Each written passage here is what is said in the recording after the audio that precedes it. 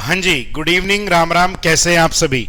तो बच्चों, हम बात कर रहे हैं Punjab and Haryana high court में इंग्लिश में जो डिस्क्रिप्टिव राइटिंग में ट्रांसलेशंस आनी है उसकी हम बात कर रहे हैं। ये ट्रांसलेशन की दूसरी क्लास है। मेरा मानना है आपने ट्रांसलेशन की पहली क्लास को देख लिया है। अगर आपने पहली क्लास को देख लिया है तभी आप दूसरी क्लास को देखें, अदरवाइज पहले जाके दूसरी क्लास को ही कवर करें, क्योंकि उस क्लास से ये बातें लिंक्ड रहने वाली है।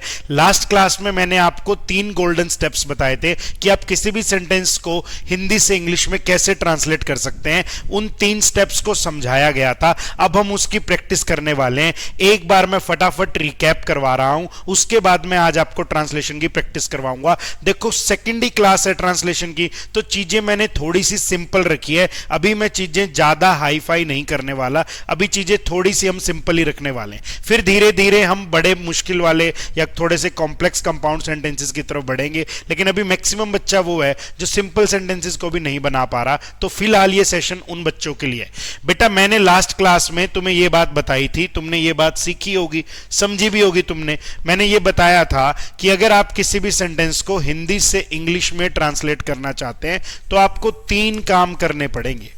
कितने काम करने पड़ेंगे राजा बेटा? 3 काम करने पड़ेंगे। पहला काम है कि तुम्हें उस सेंटेंस का सब्जेक्ट पहचानना होगा, सब्जेक्ट का मीनिंग की बात किसके बारे में हो रही है। फिर मैंने बताया दूसरा काम है तुम्हें उस सेंटेंस में वर्ब पहचाननी होगी, और यह पहचानना होगा कि वर्ब एक्शन को बता रही है या वर्ब स्टेट को बता रही है। एक्शन का मीनिंग होता है कि सब्जेक्ट कोई काम कर रहा है, और स्टेट का मीनिंग है कि सब्जेक्ट कौन है या कैसा है। वर्ब ये भी बात बता सकती है। आज की क्लास में मैं सारे सेंटेंस एक्शन वाले ही लाया हूं। आज के सेशन में आपको स्टेट वाले सेंटेंसेस मिलने ही नहीं, यानी आज आपका काम थोड़ा सा आसान हो गया। काम, हेलो, आवाज आ रही है? हेलो हेलो, हाँ जी हाँ जी। आज आपका काम थोड़ा सा आसान हो गया। आपका काम आसान ऐसा हो गया भाई कि आज मैंने सारे एक्शन वाले ही डालने हैं। स्टेट वाली प्रैक्टिस अभी नहीं कर रहे, पहले एक्शन वाली प्रैक्टिस सीखेंगे। और तीसरे नंबर पे आपको यह सीखना है कि अगर वर्ब एक्शन बता रही है, क्योंकि आज हम एक्शन की बात कर रहे हैं, तो आज मैं एक्शन की ही डिस्कशन करने वाला हूं, तो फिर उस एक्शन की स्टेज क्या रहने वाली है। स्टेज का मीनिंग होता है, देखो मैं इंग्लिश पढ़ा रहा हूं, ये काम अभी जारी है। मैं इंग्लिश पढ़ाता हूं, ये मेरा रोजमर्रा का काम है। मैंने कल भी क्लास ली थी, ये मेरा कल का फिनिश्ड एक्शन है। मैं कल भी क्लास लूंगा, ये मेरा आने वाला काम है, ये मेरा आने वाला एक्शन है। इसे हम एक्शन की स्टेज बोलते हैं। तो बेटा, अगर किसी सेंटेंस को आइडेंटिफाई ट्रांसलेट करना है, if you want to translate any sentence from Hindi to English, you must have information about the 3 things of that sentences. The first thing is the subject of the sentence. Subject means about whom we are talking, the topic of discussion, the title of discussion. The second thing is about the verb, whether the verb is denoting an action or it's denoting a stage. If the verb is denoting an action, then you must know about the stage of the action, whether the action is repeated, whether the action is finished, or the whether action is pending action, or it is ongoing action, or it was ongoing action. यानी action की अलग अलग stages का भी पता करना है। कल के सेशन में मैंने आपको एक्शन की कई सारी स्टेजेस बताई थी बेटा। कल मैंने आपको बताया था कि एक्शन की स्टेजेस में क्या हो सकता है। मैंने आपको यह सिखाया था राजा बेटा कि एक्शन की स्टेजेस में हो सकता है, एक एक्शन कैसा हो हमारा, रिपीटेड एक्शन। एक्शन की स्टेजेस में क्या हो सकता है राजा? एक एक्शन कैसा हो हमारा, रिपीटेड एक्शन हो। यह बात मैं तुम्हें बता चुका। रिपीटेड एक्शन का मीनिंग क्या था बेटा? रिपीटेड एक्शन का मीनिंग था कि या तो V1 में लिखो या फिर उसको किस में लिखो, V1 के साथ SCIS में लिखो। बेटा, दूसरा मैंने बताया था, दूसरी स्टेज हो सकती है कि एक्शन कैसा हो सकता है। एक्शन आपका फिनिश्ड एक्शन हो सकता है। फिनिश्ड का मीनिंग है एक्शन खत्म। बेटा, फिनिश्ड है इसका मतलब वर्ब की सेकंड फॉर्म है। फिर मैंने ये बात भी तुम्हें सिखाई थी, ये बातें कल एक्सप्लेन करके आया हूं, आज तो बस रिकैप करवा रहा हूं। कल वाली सारी बातें आज दोबारा एक्सप्लेन थोड़ी कर सकता हूं यार। कल वाली सारी बातें एक्सप्लेन करूंगा तो सेकंड क्लास कब करूंगा? तो ये ट्रांसलेशन की सेकंड क्लास है। फ्यूचर का कोई पेंडिंग एक्शन हो सकता है। मैंने कहा था फ्यूचर का कोई पेंडिंग एक्शन हो तो विल शैल प्लस V1 में लिखा जाता है। फिर मैंने यह भी बताया था कि हो सकता है बेटा एक्शन प्रेजेंट का ऑन गोइंग एक्शन हो, यानी एक्शन वो है कि काम प्रेजेंट में भी जारी है राजा बेटा। काम प्रेजेंट में भी क्या है दोस्तों? जारी है। काम प्रेजेंट में जारी का मतलब है is am are V1 ing action हो सकता है। बेटा मैंने यह भी बताया था कि एक्शन पास्ट का ऑनगोइंग एक्शन भी हो सकता है एक्शन पास्ट में जारी था, तो पास्ट के ऑनगोइंग एक्शन के लिए भी मैंने एक स्ट्रक्चर समझाया था, मैंने दिया था आपको वॉज वर V1 ING। आज हम इनसे रिलेटेड ही बातें करेंगे। और मैंने ये भी बात बताई थी कि एक्शन कैसा हो सकता है, एक्शन हो सकता है पास्ट टू प्रेजेंट का। पास्ट टू प्रेजेंट का मतलब होता है रिसेंट का फिनिश्ड एक्शन हो सकता है। रिसेंट का फिनिश्ड एक्शन मतलब जो काम अभी अभी खत्म हुआ है। तो बेटा ऐसा स्ट्रक्चर लिखने के लिए तुम्हारे पास में वर्ब थी हैज हैव प्लस में वर्ब की थर्ड फॉर्म थी। ये बातें मैं तुम लोगों को बता चुका हूं, सिखा चुका हूं ये बातें। मैं दोबारा कह रहा हूं, ये सेकंड क्लास है ट्रांसलेशन की। अगर आपने फर्स्ट क्लास को नहीं देखा है तो ये क्लास आपके ऊपर से जाएगी, क्योंकि सेकंड क्लास पूरी की पूरी फर्स्ट क्लास से लिंक्ड है। इसी चैनल पे आपको सेकंड क्लास फर्स्ट क्लास मिल जाएगी। आप वीडियोस में जाना, वीडियोस में जाके पहली क्लास में आपको मिल जाएगी। मैं फिलहाल लाइव क्लास नहीं ले पा रहा, थोड़ा सा मैं मेरा शेड्यूल एडजस्ट कर रहा हूं। बहुत जल्द मैं 5 से 6 आपके साथ लाइव रहा करूंगा। लाइव में आपको चीजें पढ़ाऊंगा। ये चीजें उन बच्चों के लिए है जो ऐप नहीं, जो अपना कोर्स बाय नहीं करना चाह रहे, उन बच्चों के लिए जो कोर्स बाय नहीं कर सकते, कोई मजबूरी है या वो करना ही नहीं चाह रहे, वो फ्री ऑफ कॉस्ट पढ़ना चाह रहे हैं, वो सेल्फ स्टडी की तरफ जाना चाह रहे हैं, तो ये उनको फ्री ऑफ कॉस्ट कंटेंट दिया जा रहा है, जो मंडे टू फ्राइडे वीक में 5 दिन में आपको देता रहूंगा। बस मेरी भी एक कंडीशन है, वीडियो को सपोर्ट करते रहना, चैनल को सब्सक्राइब करते रहना, क्योंकि बेटा बहुत बिजी शेड्यूल हो रखा है। 8 से 9 क्लासेस पहले ही चलती थी, अब इस वैकेंसी के बाद 3-4 क्लास और ऐड होगी, तो सीधा सीधा 10-11 क्लासेस पे आ गए। फिर भी मेहनत की जा रही है क्योंकि आप सपोर्ट कर रहे हो, इसलिए मेहनत की जा रही है। तो मैं इस सीरीज को कंटिन्यू रखूंगा अगर आप ऐसे ही सपोर्ट करते रहेंगे तो। ठीक है, किसी भी सेंटेंस को हिंदी से इंग्लिश में पहचानने के लिए 3 चीजें चाहिए। सब्जेक्ट चाहिए, ये पहचानो, वर्ब एक्शन बताया, स्टेट बताया। आज वो कहानी है ही नहीं, क्योंकि आज सारी वर्ब एक्शन वाली है, स्टेट वाली वर्ब में आज लाया ही नहीं। फिर आप एक्शन की स्टेज पहचानो। एक्शन की स्टेज अलग अलग हो सकती है। कोई काम हो सकता है जो काम हर रोज होता हो, जैसे मैं इंग्लिश पढ़ाता हूं, ये मेरा रोज का काम है, तो V1 या V1 के साथ SES में लिख लो। हो सकता है कोई काम पास्ट में होता था, मैं मॉर्निंग वॉक पे जाता था, ये काम पास्ट में होता था, तो इसको V2 में लिखना चाहिए। कोई काम भविष्य में होगा, यानी विल प्लस V1 में लिख लो। कोई काम अभी जारी है, जैसे मैं अभी पढ़ा रहा हूं, तो इस जमार V1 ING में लिख लो। कोई काम पास्ट में जारी था, यानी वॉज वर V1 ING में लिख दो। कोई काम हो चुका है, इसका मतलब बेटा पास्ट टू प्रेजेंट है, रिसेंट का फिनिश्ड एक्शन है, हैज हैव प्लस V3 में लिखना चाहिए। अब मैं कुछ सिंपल से सेंटेंसेस तुम्हारे सामने रखूंगा, तुम उन्हें बनाने की कोशिश करना, मैं भी तुम्हें बनवाऊंगा। ये लो बेटा, मैं पहला सेंटेंस आपके सामने लगाता हूं। भाई 5 सेंटेंसेस मैंने तुम्हारे सामने रख दिए हैं। इन 5 सेंटेंसेस को आपको बनाना है, स्टेप बाय स्टेप चलना है। मैं हर एक सेंटेंस बनवाने की कोशिश करूंगा आपको। मैं हर दिन समय पर स्कूल जाता हूं, वह सुबह 1 गिलास दूध पीता है, मैं सप्ताह में 2 बार क्रिकेट खेलते हैं, वे सप्ताह में 2 बार क्रिकेट खेलते हैं, मेरी माँ स्वादिष्ट खाना बनाती है, हम शाम को साथ में टहलते हैं। ये सेंटेंसेस है जिनको हम अभी बनाने वाले हैं। देखो भाई, समझो। वह हर दिन समय पर स्कूल जाता है। बेटा तुम्हें 3 काम ही करने हैं। तुम्हें सबसे पहले सब्जेक्ट पहचानना है। सब्जेक्ट कौन है जिसकी बात हो रही हो, वह की बात हो रही है, तो तुम्हें पता लग गया सेंटेंस का सब्जेक्ट कौन बना, सब्जेक्ट बना ही। अब तुम्हें एक्शन पहचानना है, एक्शन क्या हो रहा है, एक्शन है स्कूल जाना।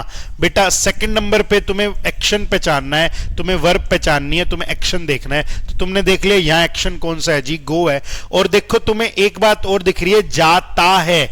तीसरे नंबर का काम होता है कि तुम क्या पहचानोगे, तुम उस एक्शन की स्टेज पहचानोगे। यहां जाता है क्या बताता है कि एक्शन रिपीटेड है, एक्शन बार बार हो रहा है ना बेटा। एक्शन रिपीटेड है, बार बार हो रहा है, तो तुम्हें पता है रिपीटेड एक्शन को V1 या V1 के साथ SES लिखते हैं।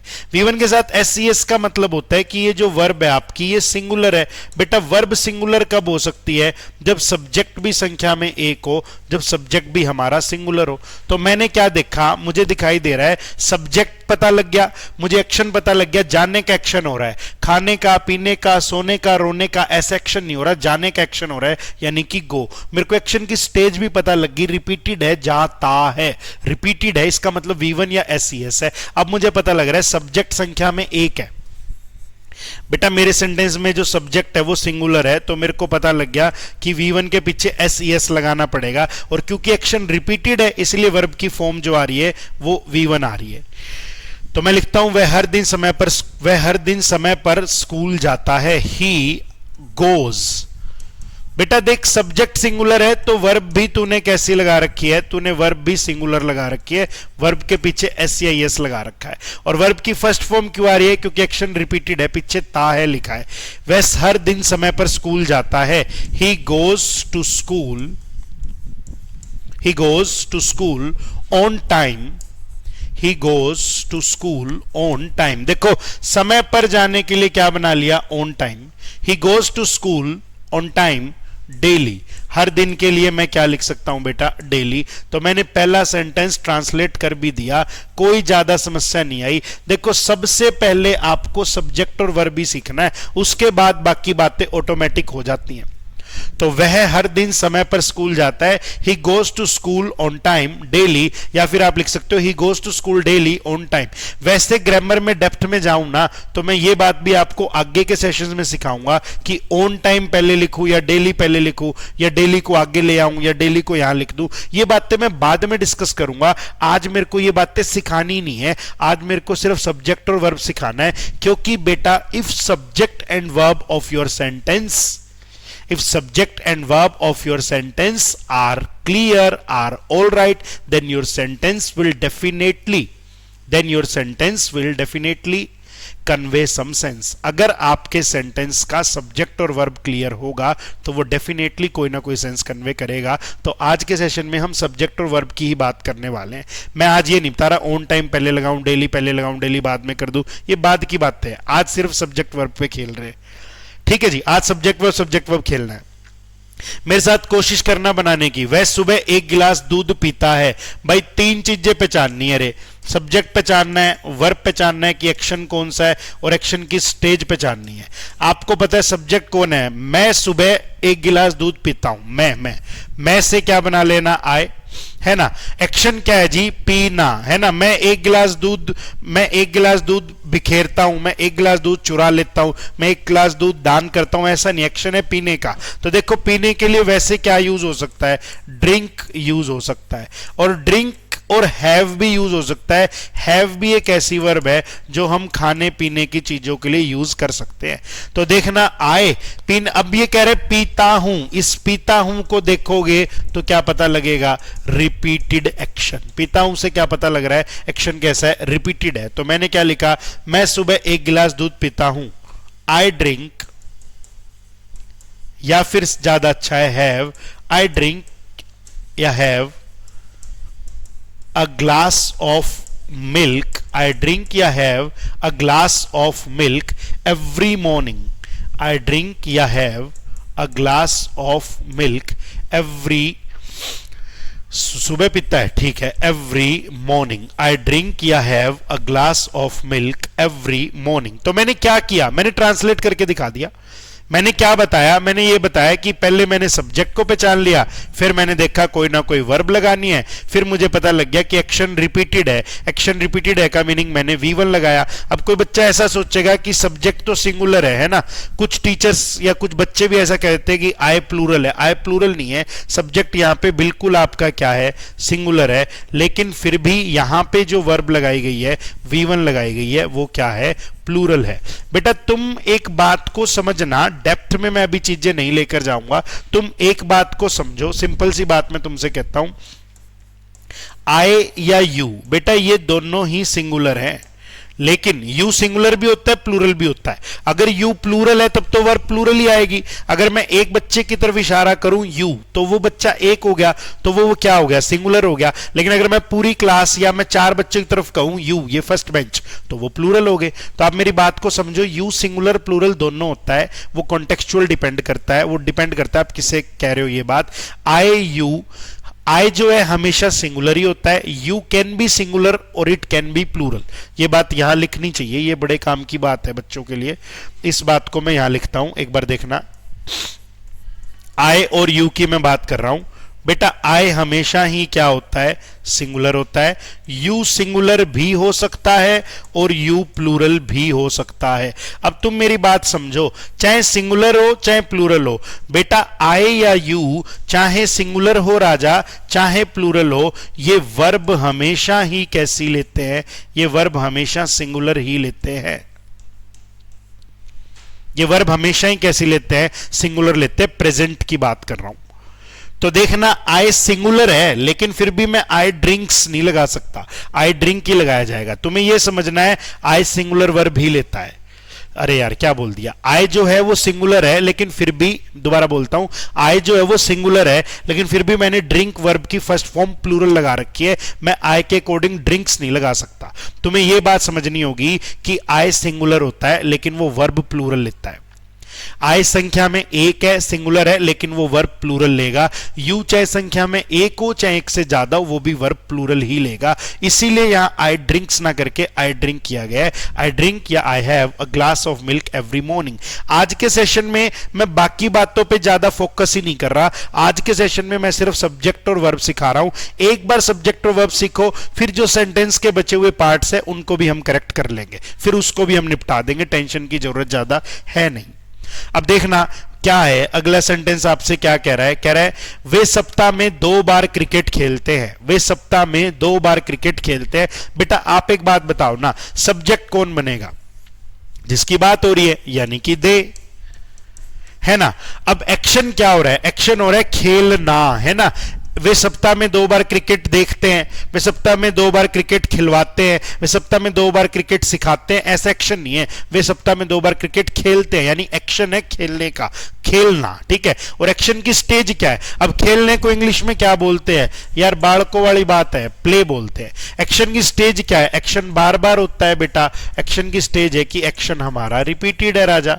एक्शन हमारा कैसा है बेटा, रिपीटेड है। तो देखना क्या कह रहा है, वे सप्ताह में 2 बार क्रिकेट खेलते हैं। अब एक्शन रिपीटेड है तो V1 में लगा दो, और ऊपर से जो सब्जेक्ट है वो हमारा है कैसा, सब्जेक्ट हमारा प्लूरल है। सब्जेक्ट प्लूरल है तो वर्ब भी प्लूरल आएगी। तो मैंने लिखा वे सप्ताह में 2 बार क्रिकेट खेलते हैं। दे प्ले क्रिकेट 2 बार, ट्वाइस इन अ वीक। सप्ताह के लिए क्या लगा लिया मैंने, इन अ वीक। तो देखना सिंपल सी भाषा समझनी है बेटा। दे सब्जेक्ट है, प्ले वर्ब की फर्स्ट फॉर्म है, वर्ब की फर्स्ट फॉर्म लगाई गई है, प्लूरल लगाई गई है क्योंकि सब्जेक्ट भी प्लूरल है। और ये जो वर्ब की फर्स्ट फॉर्म है ये रिपीटेड एक्शन को डिनोट कर रही है कि एक्शन बार बार हो रहा है। आपको कैसे पता एक्शन बार बार हो रहा है, पीछे लिखा हुआ है खेलते हैं। मैंने कल बताया था ता है, ती है, ते है, ऐसा लिखा जाता है तो प्रेजेंट इंडेफिनिट का एक्शन होता है। क्या आपको ये बातें समझ आ रही है, क्या आपको थोड़ा थोड़ा हौसला आ रहा है कि ऐसे बनाना है। ये बहुत आसान बातें हैं, पहली बार पढ़ रहे हो तो हो सकता है थोड़ी सी पजलिंग लगे, लेकिन वास्तव में ये बातें बहुत ही आसान है। मैं हर सेंटेंस में 3 ही काम कर रहा हूं। सबसे पहले सब्जेक्ट को पहचान रहा हूं, जो सेंटेंस के शुरुआत में लिखा हुआ है मुझे इजीली मिल रहा है। फिर मैं एक्शन पहचान रहा हूं, एक्शन क्या हो रहा है, सेंस वाइज पकड़ना पड़ता है, आसानी से पकड़ रहा हूं। फिर मैं एक्शन की स्टेज पहचान रहा हूं, एक्शन की स्टेज क्या है, लास्ट में लिखे हुए वर्ड से मैं आइडिया लगा लेता हूं। खेलते हैं मतलब आज भी खेला, कल भी खेला, आगे भी खेलेंगे। सप्ताह में 2 बार का मीनिंग क्या हुआ, पिछले सप्ताह भी खेला, इस सप्ताह भी खेलेंगे, अगले सप्ताह भी खेलेंगे, काम रिपीटेड है। ऐसे समझनी है बातें, बहुत लंबी चौड़ी बातें नहीं है, बातें सच में ही आसान है।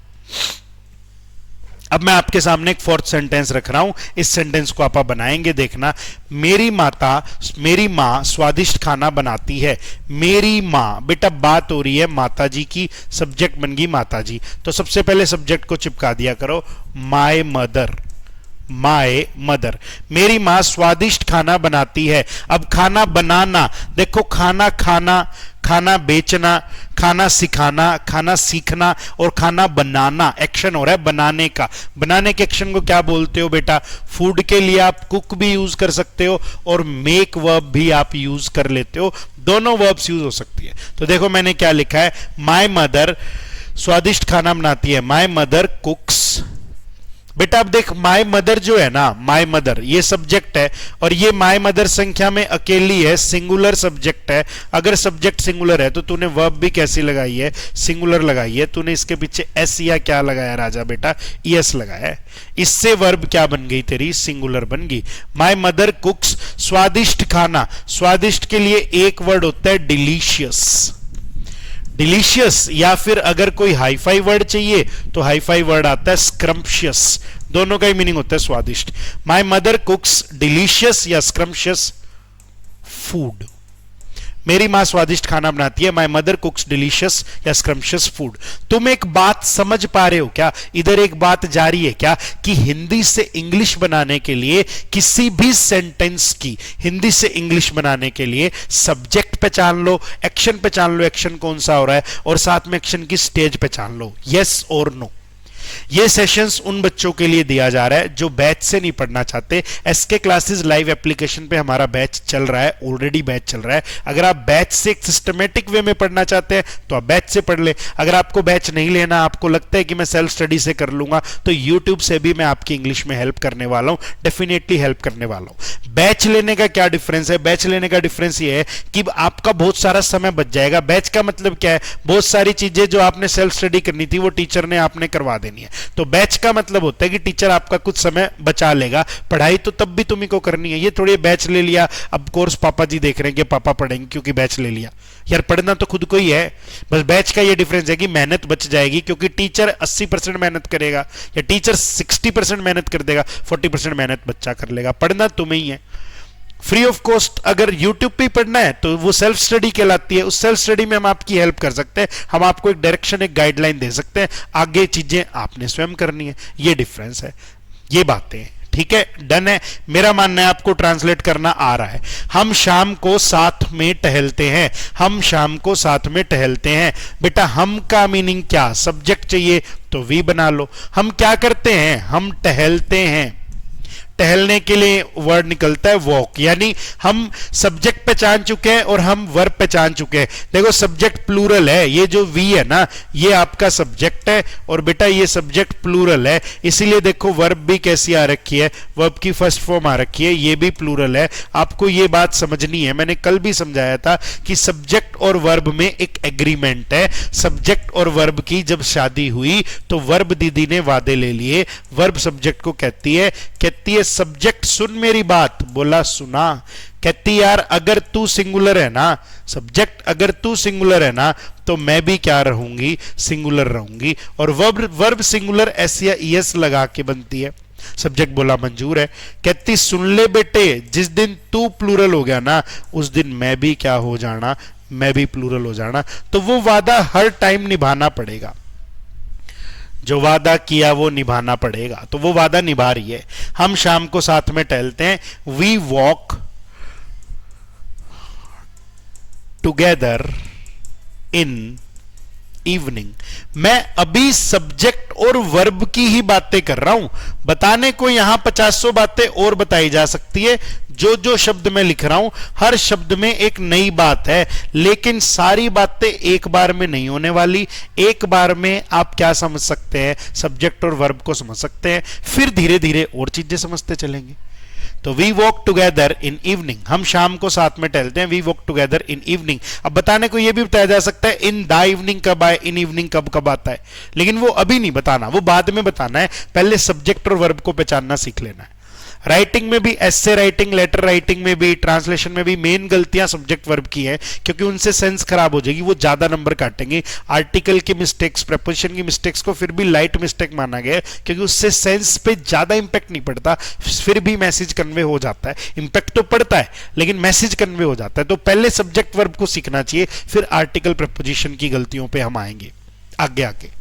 अब मैंने रिपीटेड एक्शन के सेंटेंसेस आपको करवा दिए सारे। 5 सेंटेंस से मैंने समझाने की कोशिश की, बाकी प्रैक्टिस आप स्वयं करेंगे। आप खुद गूगल से सेंटेंस निकालो कि प्रेजेंट इंडेफिनिट के सेंटेंस दो और उन्हें बनाने की कोशिश करो। अब मैं आपको एक ऐसे एक्शन के बारे में बता रहा हूं जो एक्शन फिनिश्ड है।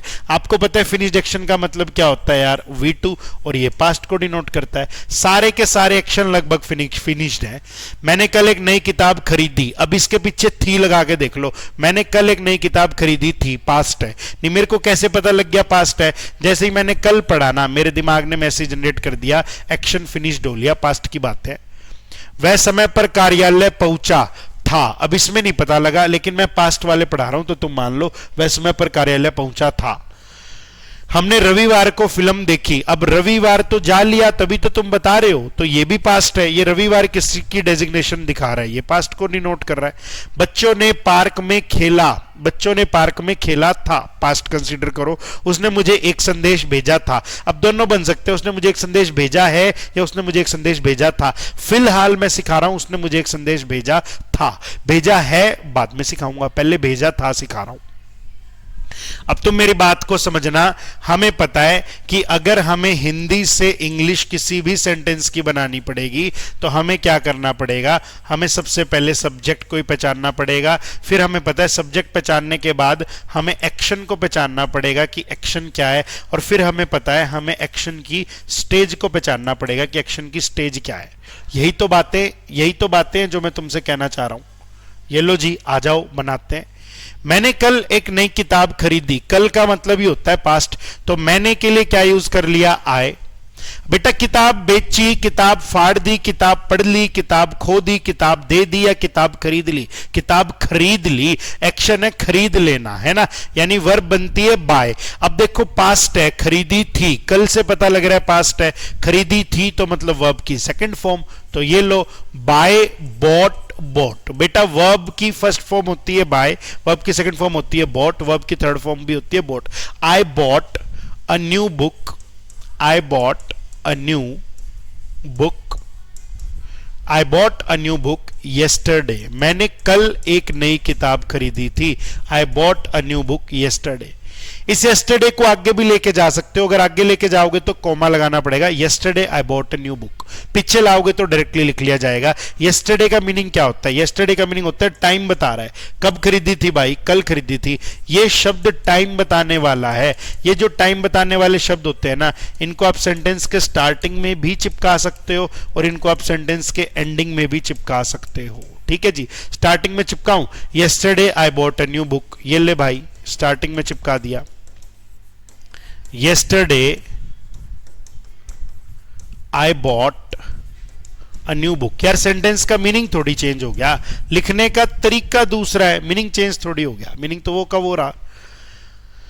तो उम्मीद कर रहा हूं कि तुम्हें पास्ट वाले सेंटेंसेस भी बनाने आ रहे हैं। पहले मैंने तुम्हें प्रेजेंट वाले सेंटेंसेस बताए थे। अब मैं यहां अगला सेंटेंस दिखाता हूं। वह समय पर कार्यालय पहुंचा। बात किसकी हो रही है, वह की। वह का मीनिंग क्या हुआ यार, ही। क्या किया उसने, कार्यालय पहुंचना, पहुंचने के लिए वर्ब निकली रीच। अब समय पर पहुंचा था, पास्ट है तो सेकंड लगा लो यार। ही रीच्ड, कार्यालय पहुंचा, ही रीच्ड द ऑफिस, वो ऑफिस पहुंचा, कार्यालय मतलब द ऑफिस।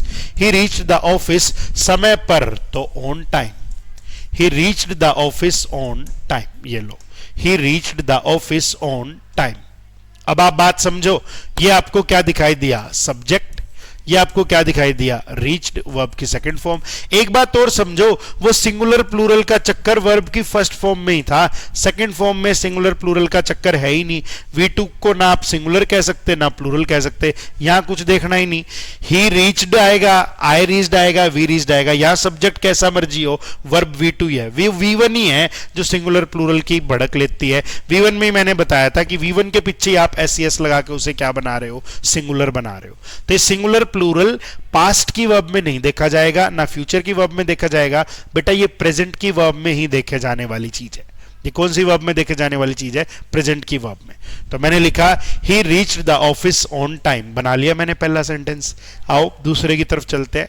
हमने रविवार को फिल्म देखी। बेटा बात किसकी हो रही है, सब्जेक्ट कौन बनेगा यहां पे, हमने का मीनिंग क्या हो गया यार, वी। क्या किया तुमने, फिल्म बनाई, तुमने क्या किया, तुमने फिल्म देखी। फिल्म देखने के लिए एक्शन है देखना, देखने के लिए वर्ब है वॉच। और तुमने रविवार को देखी, रविवार तो जा लिया यानी कि पास्ट। तो we watched a movie on Sunday. We watched a movie on Sunday, लिख दिया मैंने। बेटा अगेन समझ ले तू, ऑन संडे क्या दिखा रहा है, लास्ट सेंटेंस में ये बात बताई थी, ऑन संडे टाइम दिखा रहा है। मैंने ये बता दिया ना लायकों कि टाइम बताने वाला शब्द सेंटेंस के स्टार्ट में भी आ सकता है और सेंटेंस के एंड में भी आ सकता है। टाइम बताने वाला शब्द सेंटेंस के स्टार्ट और एंड दोनों जगह आ सकता है। स्टार्ट में आता है तो कोमा लगा के लिखना पड़ता है, लिख दो कोमा लगा के, कौन सी बढ़क होगी। ऑन संडे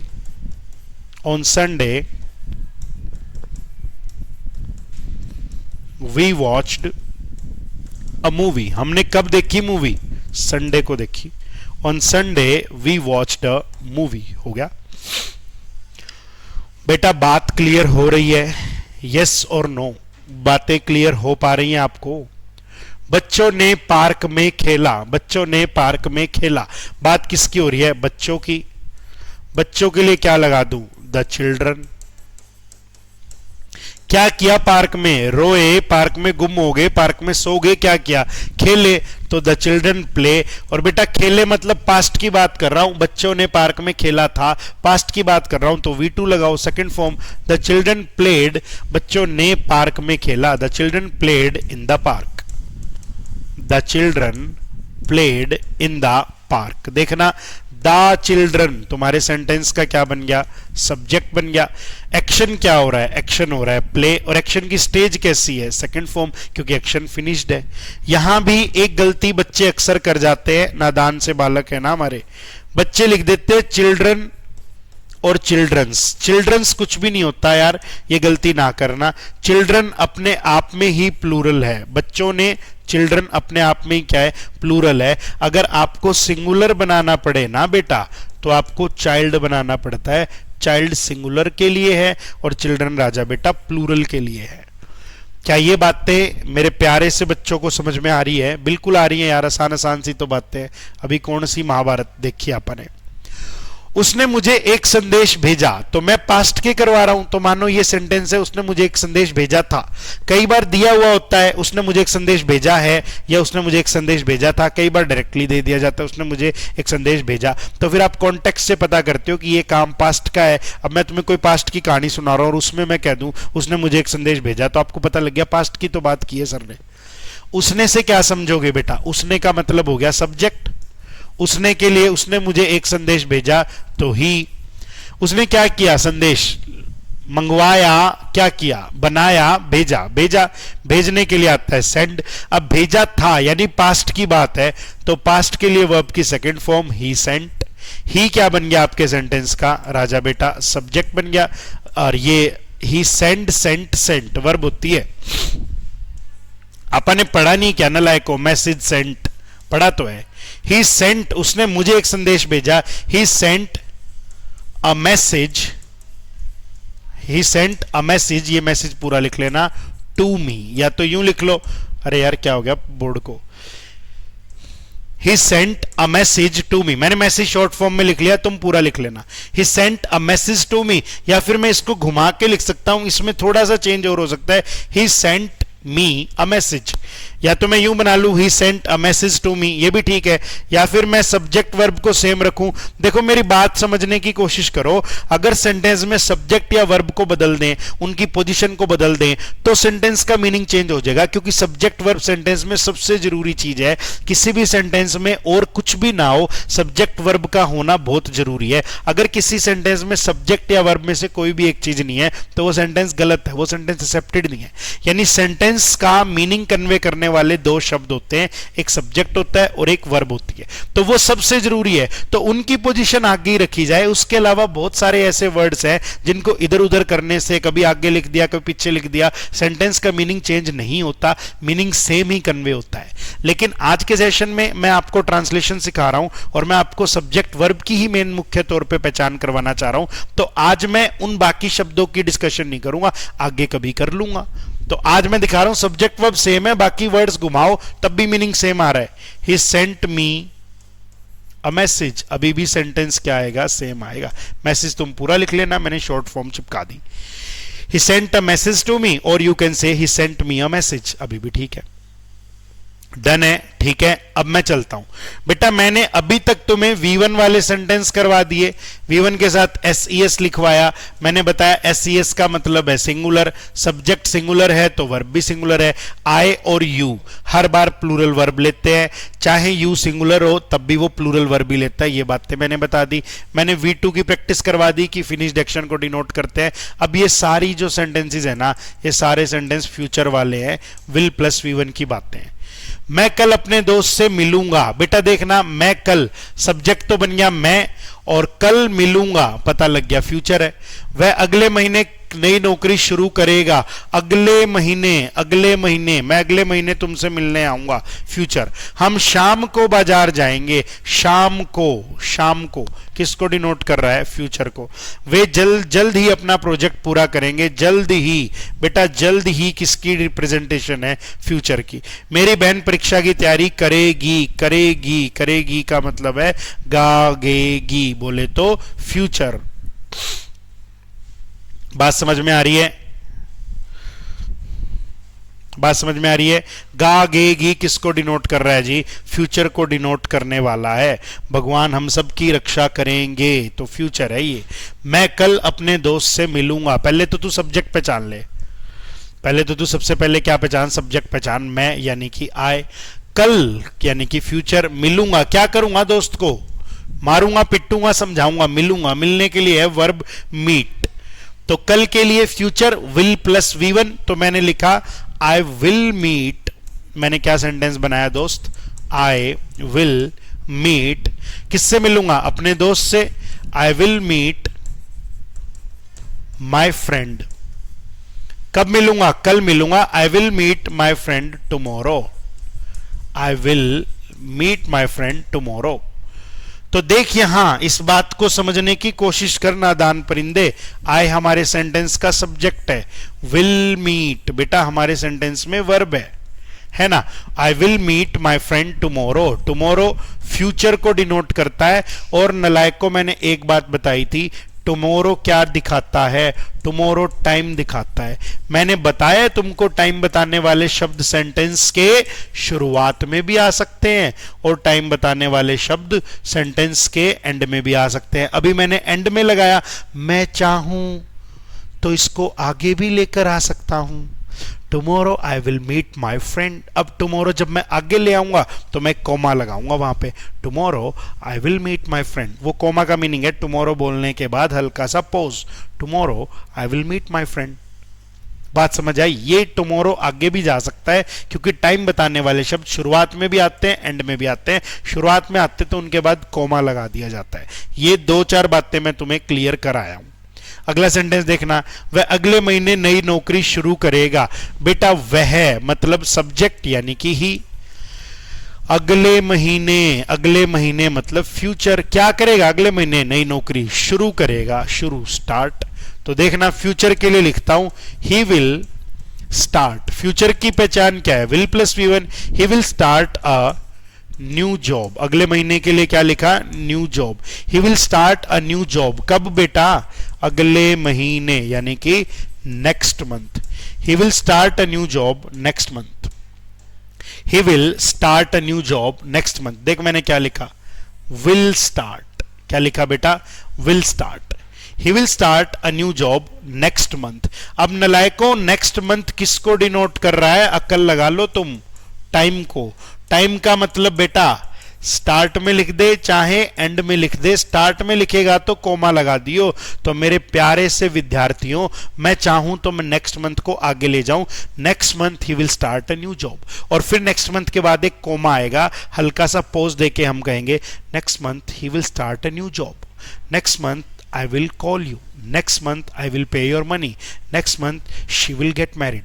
अगले महीने उसकी शादी हो जाएगी। तो नेक्स्ट मंथ आगे लगा लो चाहे पीछे लगा लो, बात बराबर है, कोई खास फर्क नहीं है। डन है ना बच्चों? हमारे प्यारे से बच्चों डन है ना? हम शाम को बाजार जाएंगे। बेटा जी सब्जेक्ट कौन है? हम यानी कि वी। शाम को बाजार जाएंगे, क्या करोगे? बाजार जाएंगे, जाने के लिए गो, और फ्यूचर के लिए will go. We will go, कहां जाओगे? बाजार। We will go to market, we will go to market, कब जाओगे?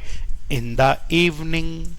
इन द इवनिंग लिख लो, चाहे इन इवनिंग लिख लो। अभी तो मैं ये बता ही नहीं रहा आर्टिकल कब लगाना है कब हटाना है, तो अभी क्यों भड़क ले रहे हो? एक बार तो तुम सब्जेक्ट वर्ब समझ लो ना, एक बार सब्जेक्ट वर्ब समझ लो, फिर बता दूंगा यार इन इवनिंग क्या होता है, इन द इवनिंग क्या होता है। कोई बात तुमसे छुपाई है? कोई ज्ञान ऐसा, कोई बात ऐसी जो अपने तक रखी हो, तुम्हें ना दियो ना यार, बता देंगे। He will go to market in evening, तो देखना हम we will go to market in evening, we subject हो गया, will go फ्यूचर दिखाने के लिए will प्लस V1 हो गया।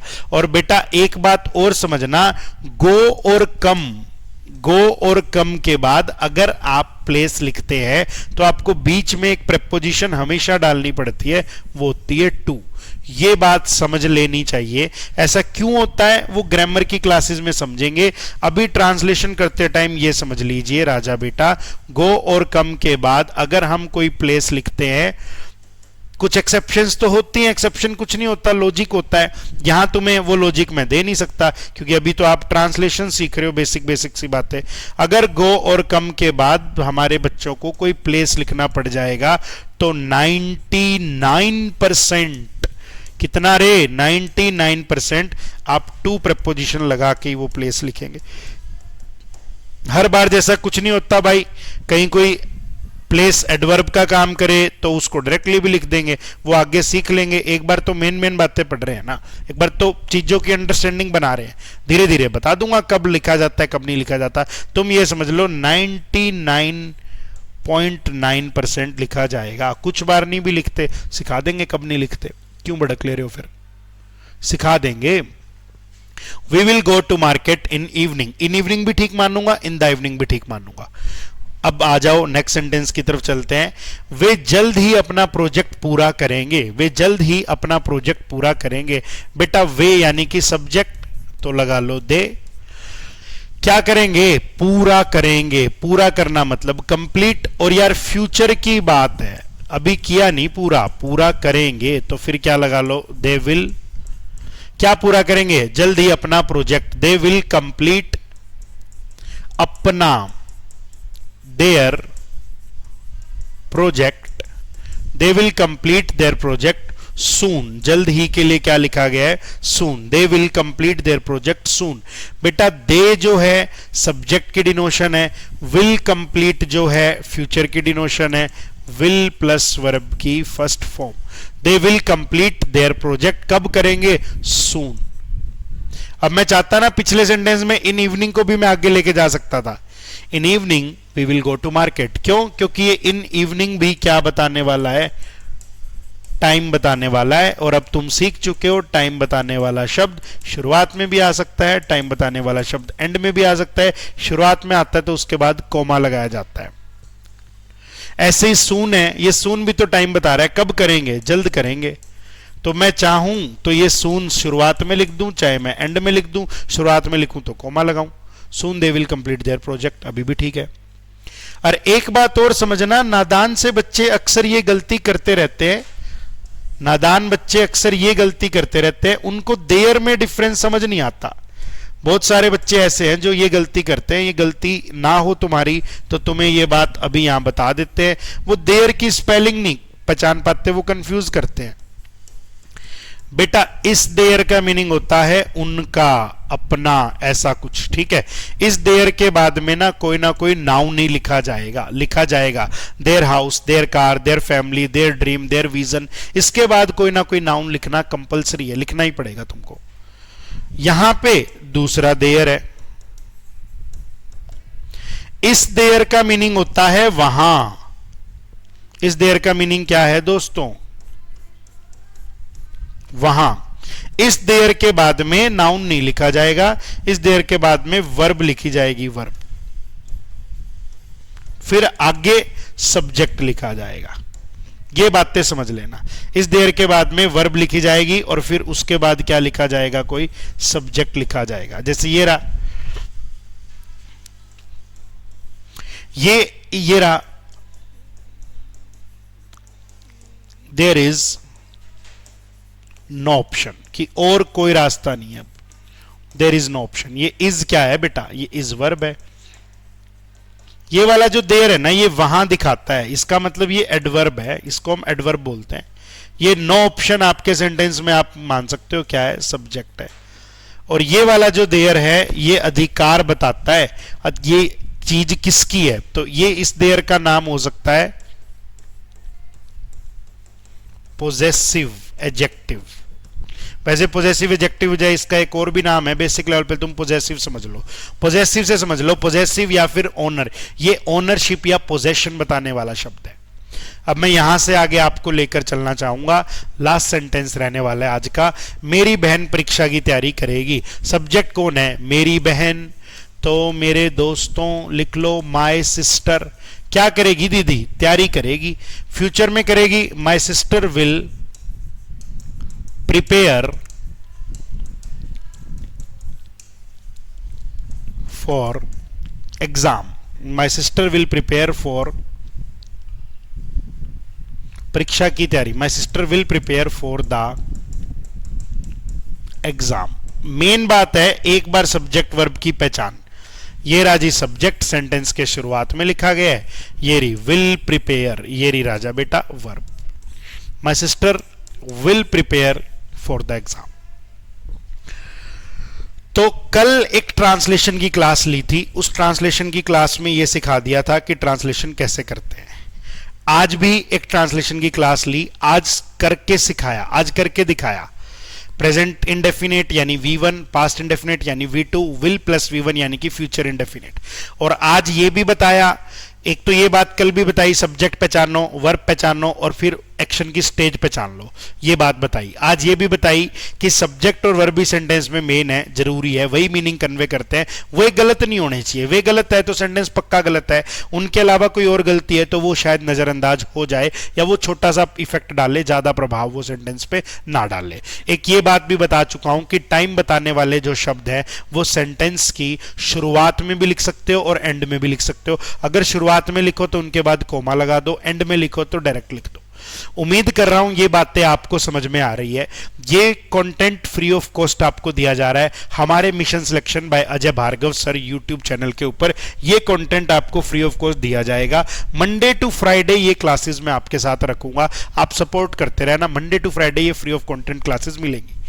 अगर कोई बच्चा बैच लेके पढ़ना चाहता है तो मैं बैच के बारे में उसको बता देता हूं। बैच पे ऑलरेडी क्लासेस चल रही है, एसके क्लासेस लाइव नाम से हमारी एप्लीकेशन है। इसके ऊपर पंजाब एंड हरियाणा कोर्ट का बैच चल रहा है, जहां इंग्लिश की दोनों तैयारी करवाई जाएंगी, subjective objective, GK GS Hindi English दोनों में करवाई जाएगी। जो नोट्स देंगे उसमें भी इंग्लिश में है, उसमें भी हिंदी इंग्लिश दोनों है।